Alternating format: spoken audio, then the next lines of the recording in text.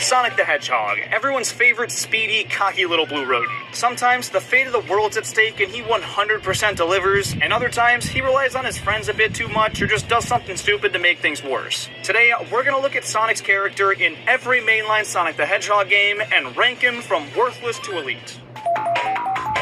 In the Hedgehog's debut, he plays a pretty standard protagonist role. There's not much story or context given, Sonic's just running around super fast and saving tiny animals from the clutches of the evil Dr. Robotnik. He succeeds, doesn't fuck anything up, and sets up a great foundation for his character, but compared to some later portrayals, it's nothing spectacular, so he'll go typical. Sonic 2 ups just about everything from that first game. Faster levels, brighter environments, more characters, more emeralds, and a new form for our blue blur, Super Sonic. You can only use it when you collect all 7 Chaos Emeralds, but it makes Sonic feel OP as all hell. Now, Tails does travel with him, but he's not dependent on him for anything. Sonic's a role model to him, and Tails desperately wants to tag along. Nope. This game really refined Sonic into the badass he was seen as in the 90s, and I'm gonna be generous and push him up to elite for it. Toxicat's located in the forward compartment. Before I knew? The 90s, and I'm gonna be generous and push him up to elite for it.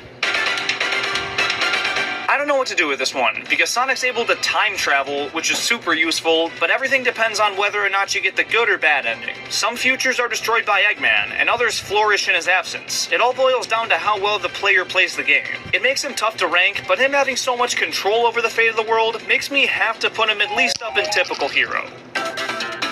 I'm grouping Sonic 3 with Sonic and Knuckles again because it's the definitive version and gives us the best look at the complete narrative. Eggman's trying to relaunch the Death Egg and tricks Knuckles the Echidna into helping him steal the Master Emerald. Instead of an overweight roboticist being his main competitor, here it's another anthropomorphic creature with powers that very much rival his. And when partnered with Eggman, the odds are really stacked against him throughout this one. Once Knuckles changes sides though, it's basically over. Sonic rips through the Death Egg and goes super to defeat Eggman. But if you collect all 7 Chaos Emeralds and convert those to Super Emeralds, you can unlock Hyper Sonic for the only time in the series. He's even faster than Super Sonic and can breathe underwater, making this the strongest form of Sonic we've seen to date. That alone makes this a really straightforward elite. Yeah!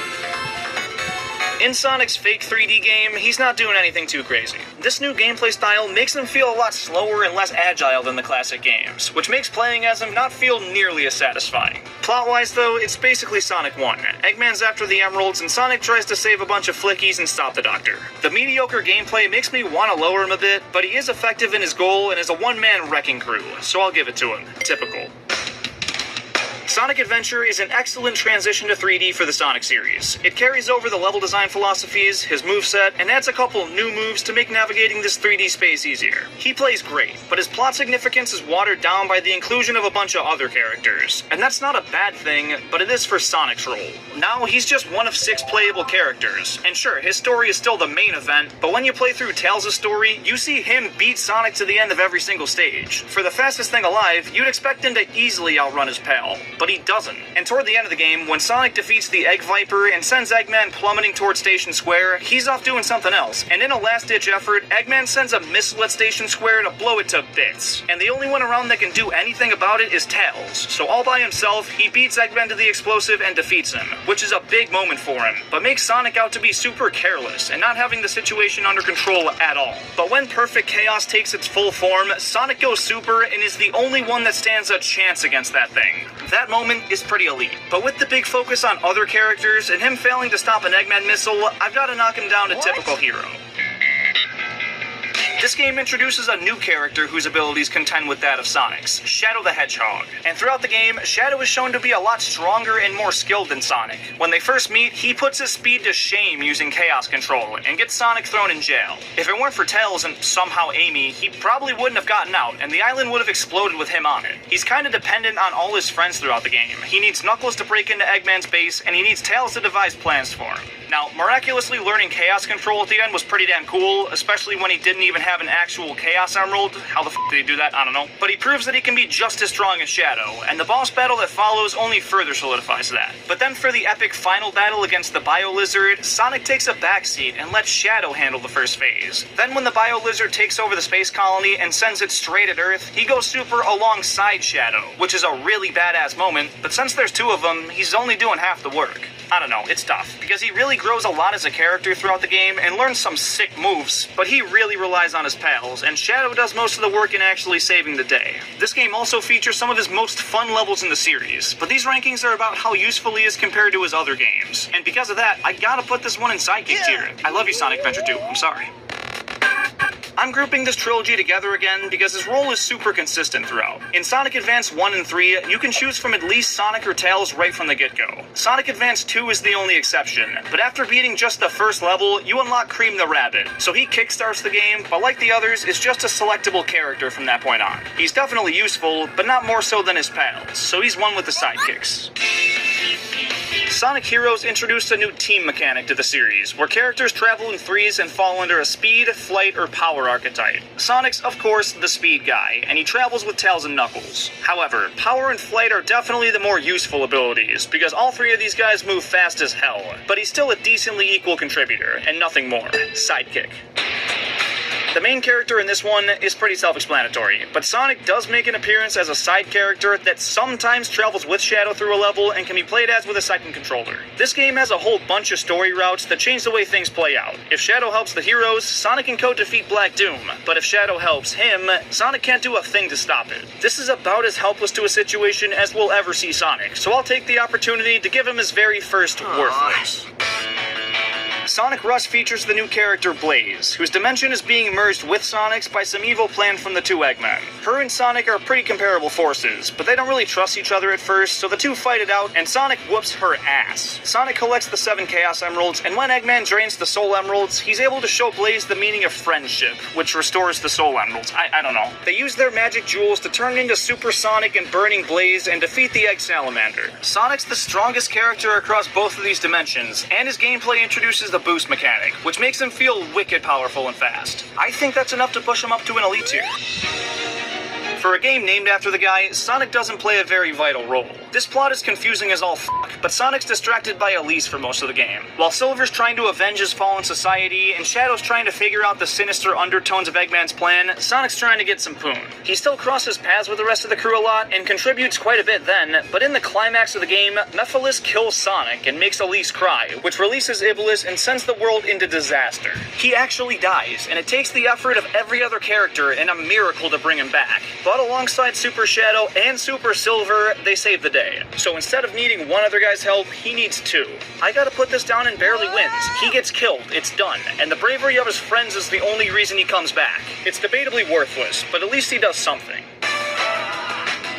Like the first Sonic Rush, Adventure brings back the Boost style and Blaze the Cat, but this time the story is way more focused on the two of them working together. They seem way more like equals here, and all the cool vehicles that Tails and Marine are making take even more focus away from Sonic himself, and shoehorn in all these other gameplay styles. This game's more centered on exploration than pure speed like the first one, and given how prominent so many other characters are, he feels more like a sidekick if I'm being honest.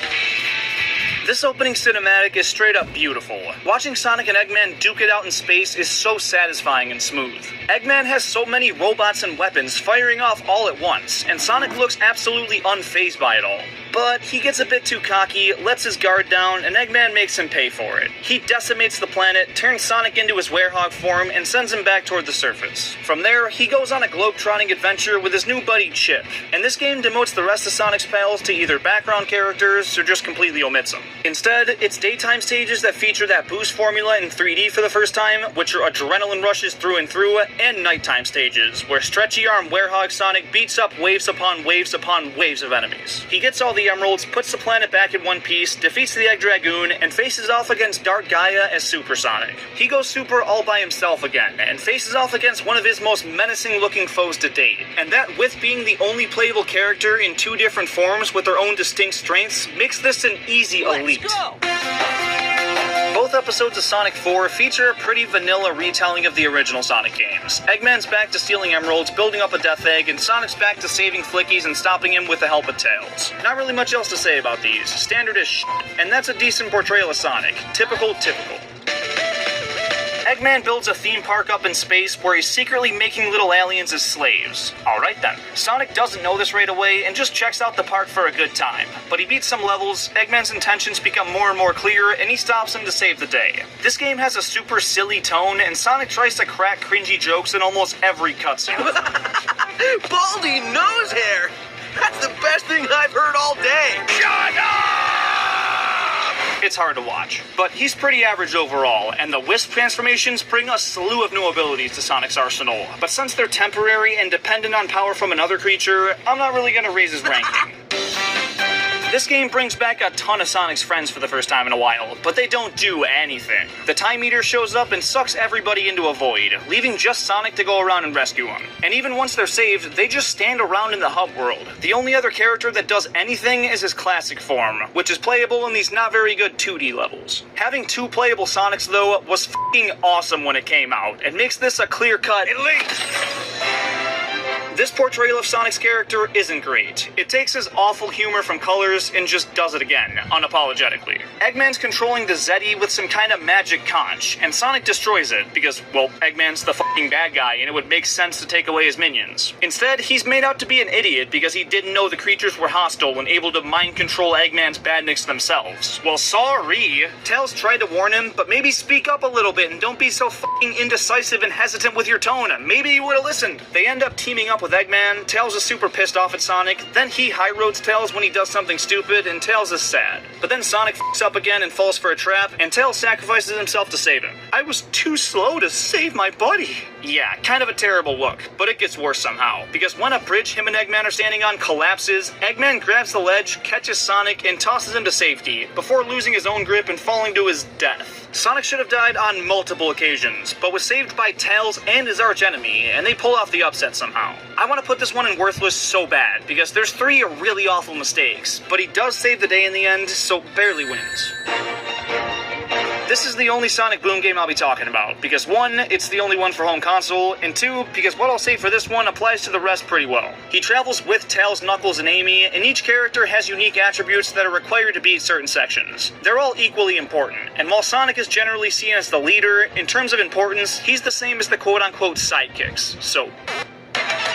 This game is a true return to classic form for Sonic, and it makes Tails and Knuckles playable from the start of the game. Tails can fly, Knuckles can glide and climb, and Sonic has the drop dash, making them all feel really different and fun to play as, especially with select routes that only they can access. But for Sonic's ranking, since he's just as useful as his old sidekicks, he's going down there with him. I hate Sonic Forces. It tries to do the Sonic Generations thing again, but lacks an ounce of creativity in doing so. Modern Sonic gets the shit kicked out of him by Infinite to start the game, and is thrown in jail afterwards for a long enough time for Eggman to completely take over the world. So Sonic loses, he's in a jail cell handcuffed, and Eggman does what he wants. Meanwhile, classic Sonic shows up and saves Tails, then contributes a little, but the new customizable character is the one that breaks Sonic out. And even after that, Infinite continues to kick his ass, and in the big battle at the end of the game, Knuckles leads the forces, and the rookie is the one who stops the giant sun from crashing into the planet, and Sonic's helpless to the situation. He still sorta does his part, but he barely wins. Sonic Frontiers gives Mr. Needlemouse his most versatile moveset to date, with a skill tree for combat, the circle move that attacks and solves puzzles, and his usual at this point boost, and it's overall really smooth and tight to control him. He also takes the events of the game a lot more seriously. Instead of cracking corny jokes and sounding all high-pitched like Roger Craig Smith is known for, he sounds way more mellow and mature. His friends are all trapped in cyberspace, and it's up to him to rescue them and uncover the mysteries of the Starfall Islands. It feels like Sonic really grew up for this role, and his abilities are better than ever, so we've got another really strong elite tier on our hands. Sonic's latest 2D outing brings Tails, Knuckles, and Amy back to a playable role, and they're selectable in co-op and as single-player characters right from the get-go. So like I've done for all the other games that do this, he's going in sidekick tier. And there you have it.